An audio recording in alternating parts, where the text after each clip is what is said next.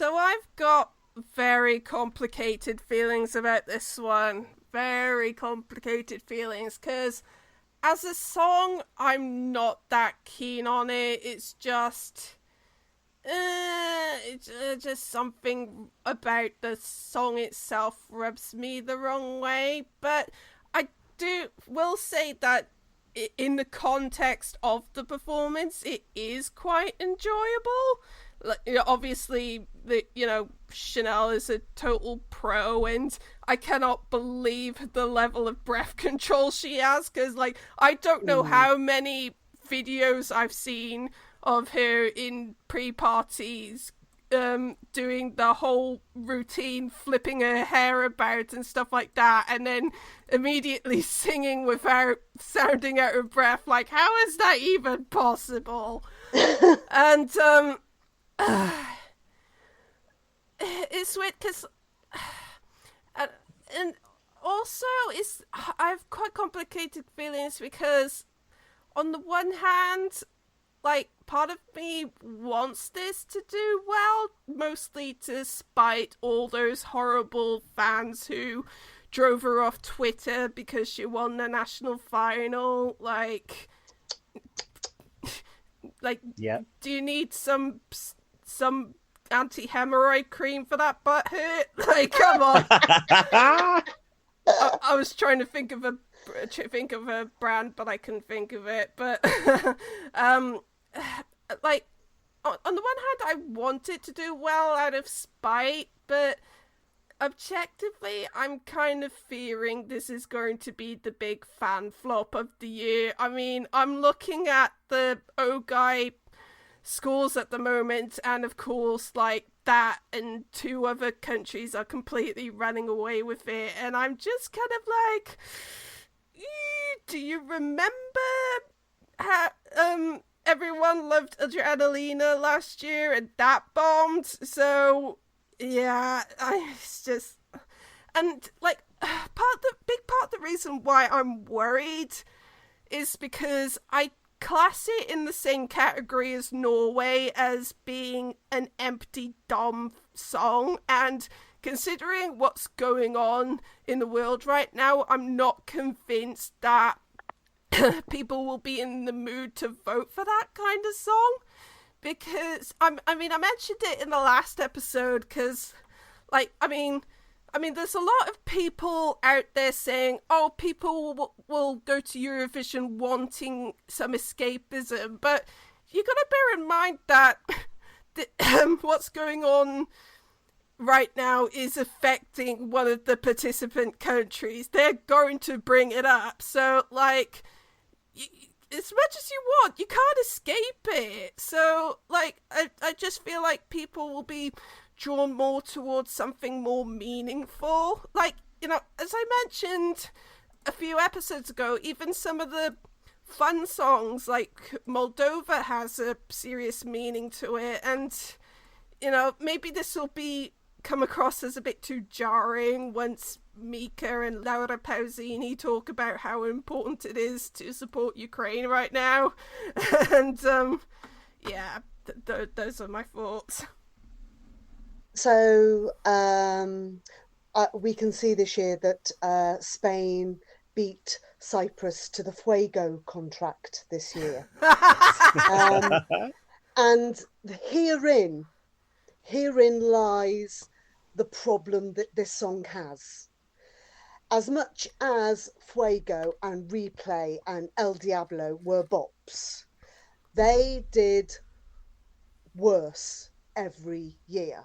Yeah. They came second, and then I think they were something like 13th, and then 16th. Yeah. So is interest for this kind of song on the wane? Even though it's what she does in that 3 minutes is very, very good, has the appetite for that kind of song sailed away? Yeah. Or is it the fact that this is the actual Spanish entry might give it an extra amount of kind of culture and kind of meaning? Who knows? But as it stands as a song in the final, this will stand out like a mile. There's nothing really like this. There's a few party songs out there, but let's just remind ourselves of what Kylie just said.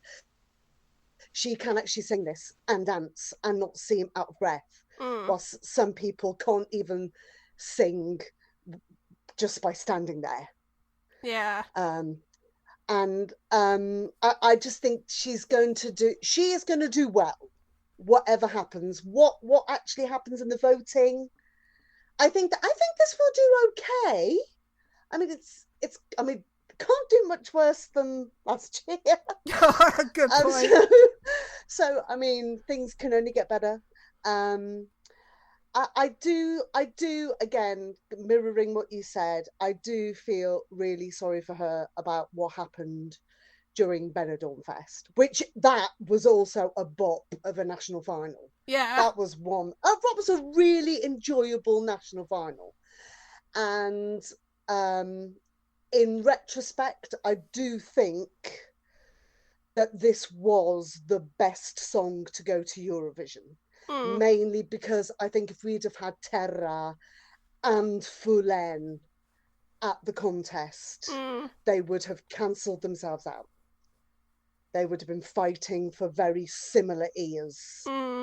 So the fact that this won, although it didn't go down well with the Spanish public, but then again, the Spanish public can't vote for this. It's about what the rest of Europe thinks. And maybe the rest of Europe wants a Spanish bop. Maybe that's what they want. So yeah, I like it. I don't think it's great, but I like it. What about you, John? All I'll say really is that if Spain can't get with this level of performance and such forth, they can't get back into the top 20 with this. Then I don't know what they're going to do. Yeah. Oh dear. Yes, the level of enthusiasm that Spain eventually got for this song, because I know it was rocky to start with, I have not seen for some time, and it's looking better for Spain than it has in a long time. Although it could go the other way, time will tell. But I think the juries will lap this up probably more than the televoters. I could be wrong about that, but we'll see. One thing I would like to point out, though, is that apparently, Spain have been getting a reputation as the country that really don't want to win. But apparently, they've set a target of winning by 2025. Okay. Oh, crumbs. And this is what you get when you have a delegation who know what they're doing and actually give a damn, because they've just had a change of delegation this year, and for Spain going forward and Benidorm Fest going forward, I really hope that this does well. I think it probably won't win, but I think it's got a chance of doing well, unless they land it on first in the final, which is a possibility. But let's see. And I like that Chanel, after, as I already said, a rocky start with certain members of the public, is becoming Spain's darling, which is what she deserves. Yeah. Okay. Anything else on Spain before we give it a score? No, I don't think so. No. Okay. So I'm gonna give this a 3.